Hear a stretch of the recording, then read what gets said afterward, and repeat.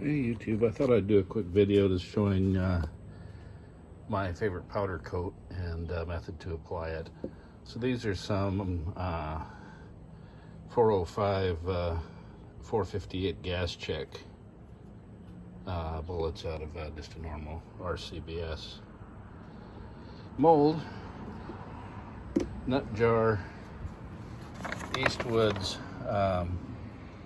full gloss clear powder coat, and be a minute, I'll have to use 2 hands to get those in my jug. Okay, got those in there. Got the recycled coat in those jugs. I like the kind of plastic is going to make some sort of static charge and cause this stuff to cling. I'm not sure that I really buy that, but people do whatever they want to do. I think some powders have a more tendency to naturally cling to things, and that's one of the things I like about this clear. I'm not going to be able to do that with one hand. One moment, please. You can see that little bit of tossing around there has them fairly well coated. So I'm going to pour them into this as a powder coated metal mesh drawer organizer. Bed Bath & Beyond used to carry them. You can find them on Amazon. They have no slip feet that you want to remove rubber feet, but I'll just go ahead and dump that out. And that'll be my sifter as well as what I bake them in. Better look at them there. And I'll sift off as much of this powder as I can because it really adheres to the bullets just fine. And then I'll just fold this up and pour that back in the jug. But that's that. And I've done some experimenting, you know, setting them all on their base on a sheet, and or sorting out the ones that are absolutely perfect using other colors so you can see when there's areas of sparing, and then shooting them for accuracy. And honestly, I found if there's a speckle of powder missing here or there versus ones that are perfect, there's no difference. So for me, I'm trying to make large quantities of accurate and safe ammunition with like the little being time and money efficient. So for me, I've really not found a reason to be that particular about them. Anyway, we'll give them 20 minutes at 400. I found a pack of these that I haven't used yet. So the brand on these is Honey Can Do. I see Michael's has them. I think I got these out of Bed Bath & Beyond. But I like them because they're super sturdy and powder coat doesn't really seem to stick to them. Yeah, I started out doing the buy the hardware mesh stuff and fold your own, and well, it seemed to leave more blemishes and just were never quite rugged or whatever. So I think I paid, you know, 15 bucks or something for 3 or 4 of these. Like I said, they have rubber feet. If you throw them in the oven with those on, obviously it's going to stink. Yeah, these are my favorite, obviously, because I bought a few more to have some around. Okay, about 22, 23 minutes later, the stove's been off for a couple minutes. So these have just started to cool. I double glove with gloves marked for lead, so I don't mistake them for yard work gloves, you know, and sweat in them when they've been used in lead. But I'll just, once they're cold enough to just kind of prod around with gloves, I'll just do that and prevent anything from sticking together like so. And you can see it looks like they look pretty nice. So once those are cooled, it'll be time to either size them or I'll probably lube and size them. Okay, as far as getting those cast bullets sized and ready to shoot, in some guns you could probably shoot them as they are, depending on what they mic out at and your gun's chamber size, but I like to size them. The cheapest option, just using a single stage press, is going to be one of these Lee sizer kits. So that just screws into your press.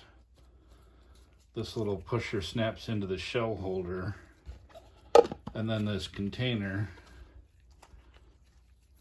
conveniently sits on top of that sizing die. So you just push bullets up and they collect in this bin once they've been pushed through the sizer. So that's one way to do it. Lee makes this APP press that you've seen on my channel if you've been watching it, that's automated. And you can actually, there's a kit, you can put a sizing die in the bottom of it and a punch in the top, and probably tie a towel sleeve around the jug where they come out so that they don't dent falling into a bin, and you can push them through a size die rapidly there, but of course that also doesn't lubricate. Then the other, probably most common method of, and traditional method of sizing bullets is, this is a Lyman, I believe. Yeah, RCBS makes one quite similar. I've got a couple of these laying around.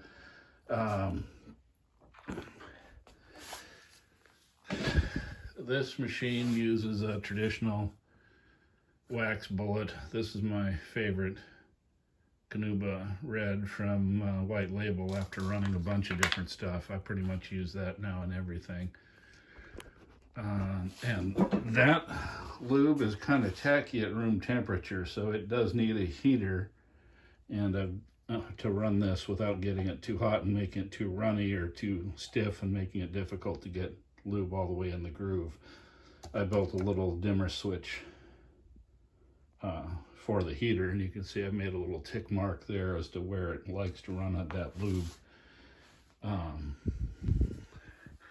This machine, of course, is slower. That you'd set a bullet in here, push it down into the die, and then as you come back up, this bottom piece pops it back out, so you have to take it out and put the next one in.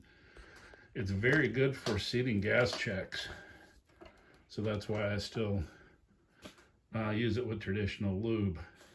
And then the last method, which this is a Magma Engineering Star Lube Sizer, and it also uses sticks of lube. You've got an accessory air pressure thing there to feed the lube in. It also has a heat plate.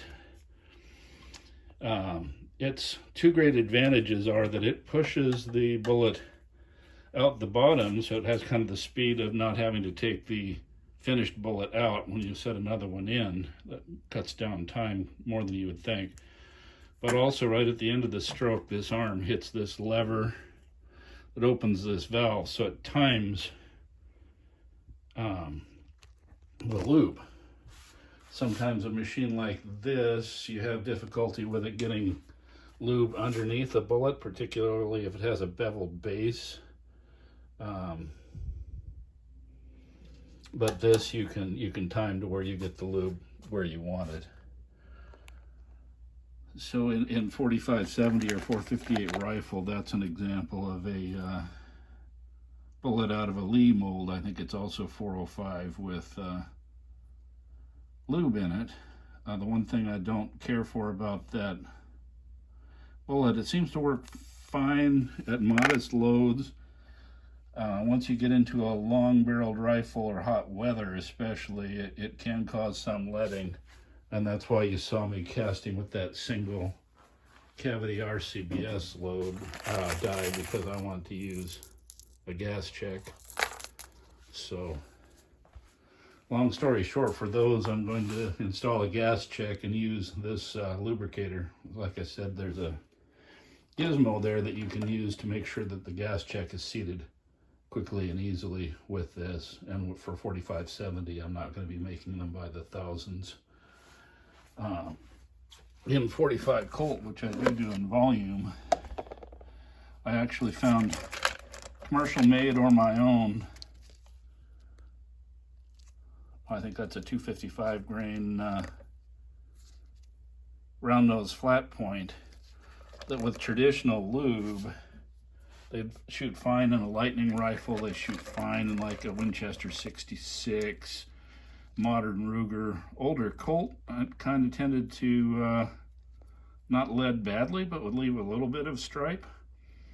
So I experimented and I decided I would try clear powder coat like we just did. That worked pretty well. It made the barrel clean up quite a bit easier, Well, by then I'd gotten this machine, which will install lube and size just as fast as the push-through Lee sizer will size. Basically, it will lube and size for, for very little extra cost and for the same speed. So these are actually powder-coated clear and lubricated. And I find that they, I can shoot a bunch of them through a Colt revolver, and the barrel will basically wipe clean. It really makes, really protects that gun from barrel fouling and runs fine and everything else.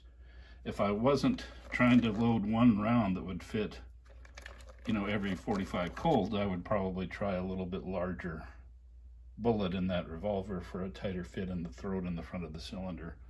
But powder coating and lubing those, that works great.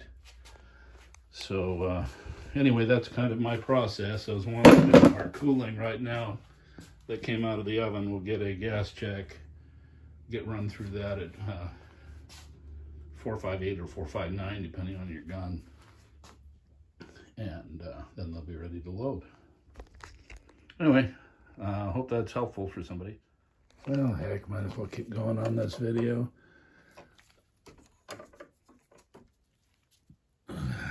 So for 4570, I'm going to use a 458 sizer, which means I'm going to take my little wrench here and I'm going to take this nut off.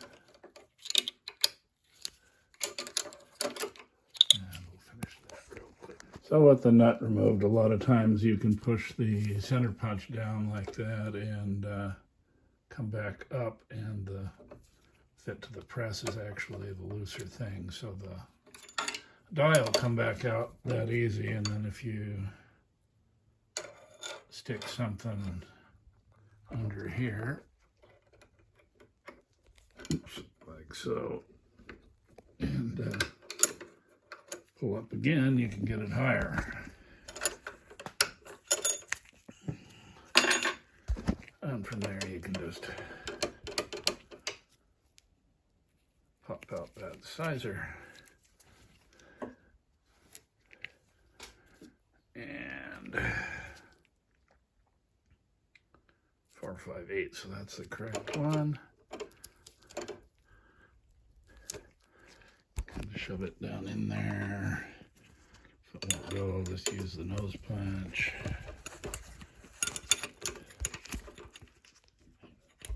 And that wrench.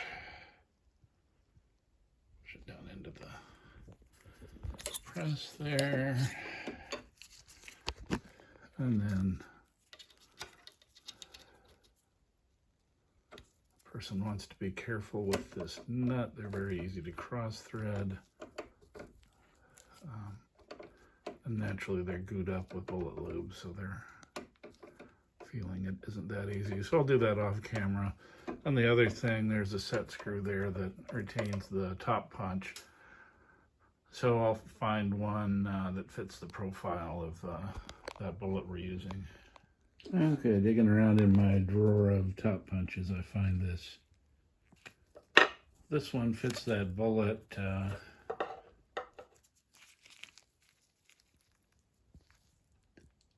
snugly with no wobble, but if it were too small, it would crush a ring into the nose of the bullet.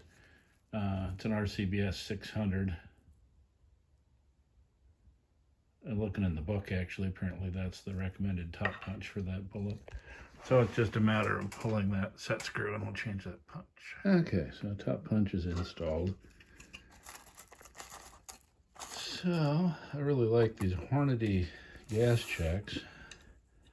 Just using a gas check is going to make these a little more expensive than if they were plain base, but if they keep the bore clean, like I said, I'm not shooting a zillion of them. So that looks to be on there square, but one of the things I like about this Lyman or RCBS style, you can use this little piece here and put it on there, and it basically blocks the center part of that die from going down, so you can perfectly squarely seat the gas check just like that, and pull that piece out. And we'll crank up, turning it that way, around like that. Pushes a kind of a flat coil spring and a piston through the bullet lube there to pressurize it. And then we'll run it down and back up and see how it did. Not enough pressure apparently.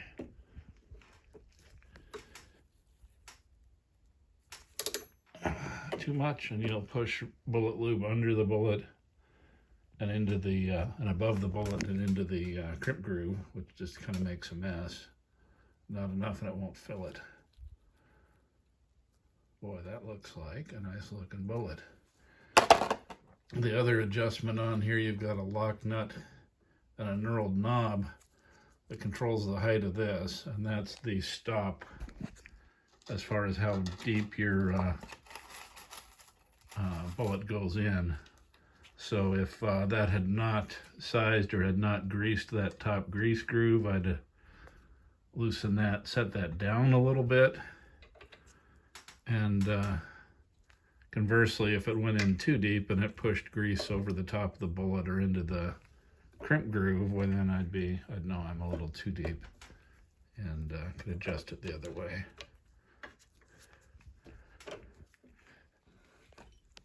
Got some good pressure and up. And that one didn't quite fill either. Apparently might turn the temperature up just a bit. Actually, I kind of like it when it takes pretty good grease pressure to fill the thing in completely. Not so much that you're gonna bend or break something, but any warmer than that and you could easily get, you know, it starts getting gooey and runny. That looks pretty perfect. So anyway, that kind of concludes my process for sizing and clear powder coating these bullets. One thing I've noticed, so, you know, if I don't label what I'm doing, I can actually mistake these, not know if they're powder coated or not. And I've found dragging them across a piece of paper, and if they make a lead mark, they're not coated, and if they don't make a mark, they are. So it's kind of nice to keep lead off your hands too, for, you know, like a semi-automatic where you're pushing them into a magazine. It makes them cleaner to handle. These pass the smash test very well. If you put one on a vise and beat it with a sledgehammer or whatever, the powder coat doesn't flake off. And when you really get up close and look at it, it has a very nice even coating through everything. So that's one of the reasons I really like that clear. I started using it to get a traditional look, you know, blue, Light Ford Blue or Harbor Freight Red or whatever. Just doesn't look right on a traditional cartridge like a 45 Colt. But as it turns out, it applies very, very well. You know, it's super easy, barely shake it. You've got a nice even coat without any clumps. And it stops letting. It works just beautifully. Anyway, now I'll finally sign off. Hope this is helpful to somebody. Psych, one more little quick clip. So these are done. They really look excellent. You can see what I mean about this style of sizer does tend to ooze lubricant under the bullets. If you're just doing a few hundred, it's no big deal. You wipe them off. But if you're trying to make thousands, that gets to be kind of cumbersome. And you can see these 452 diameter for 45 Colt run through the star here are perfect. And then I wanted to show this for comparison. This is Lee's 405 grain 458 4570, and although the RCBS steel mold takes longer to get up to temperature and has to run warmer lead to get the driving bands filled out, you can see it has wider and more grease grooves. And like I said, if I'm going to be shooting something that's not that many rounds, a gas check is kind of nice, especially if you push them up to full power. You know, you keep your bore clean. I do kind of wish Lee would make a 6-cavity 405 grain 458 bullet with a shank for a gas check. So that'll be that. I'm going to load these up with some Reloader 7 and hope to have a load that'll work well in both like a Marlin guide gun and like an 86 Winchester and a 16-inch Super 16 Contender handgun, and this same bullet hopefully she'll shoot well with all of those and not lead. And that's that. So here's the single cavity RCBS mold and the bullet it throws, and this is just an example. Lee's inexpensive 6-cavity molds are super productive. This one's in a 45 also, but it's 452 diameter, 300 grain. Gas check, the 452 is a diameter used by pretty much every 45 handgun, 45 automatic, 45 Colt, 45 Schofield. All of those would use a 452 in cast, generally speaking. Some of the early Colts you would use 454, and then 458 is generally the diameter of rifles. The 4570, the 450 Marlin, the 460 the Winchester are all generally going to be 458. So I really wish they'd make a 3 to 4 grease band gas check 458 6-cavity Lee. So if Lee sees this, I think that might be a product that might sell.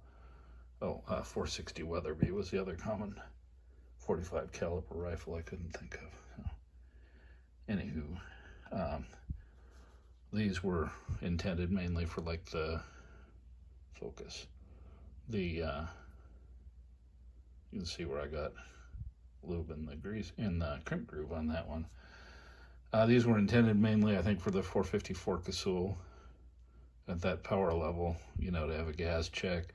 They work well in the 460 Smith & Wesson Magnum also, although I found with some powders at full power you can get just a little wisp of leading right at the forcing cone.